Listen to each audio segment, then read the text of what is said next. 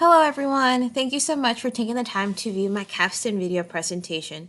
The title of my capstone is Extra Math in the Classroom.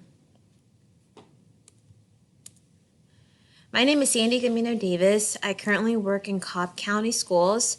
This is about my 7th year teaching, and in the past I've taught general education. I did about 3 years of teaching special education, 2 years of English language immersion as a Spanish teacher, and I'm currently in the ESOL role in elementary school. I plan to graduate later in December from the Instructional Design and Technology program at KSU, and I plan to stay in the classroom for a few more years and hopefully transition into the academic coaching realm in about 3 years.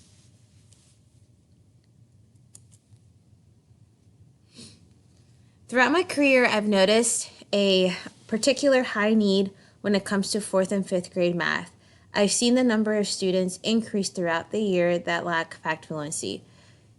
Students are entering 4th and 5th grade without a solid foundation in this area. Students are not fluent and do not know their math facts, and then are required to learn 4th and 5th grade math content on top of them learning their facts.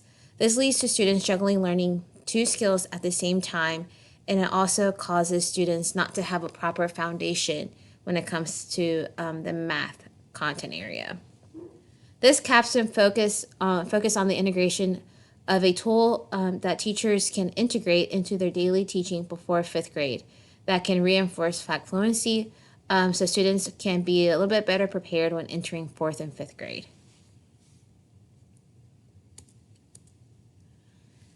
For my evaluation plan, I plan to evaluate the success of the capstone by the ability of 3rd grade students being able to recall their math facts fluently. I will gather data from the math inventory and also from a math software called Imagine Facts. The math inventory is an adaptive assessment that measures math achievement and growth. The Imagine Math Facts is a game-based software that assesses the students in their math facts. I plan to pull data from these 2 applications to conduct my evaluation to determine if students made progress while using the Extra Math tool.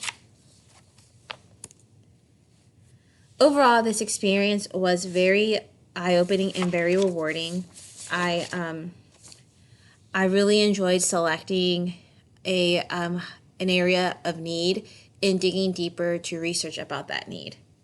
The process of designing, implementing, evaluating really was very intriguing, and I was able to really learn a lot about just creating solutions to meet specific needs.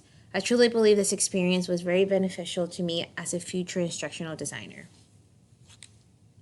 These are some of my copyright acknowledgments and some of my references. I hope you all enjoyed this video. Thank you so much.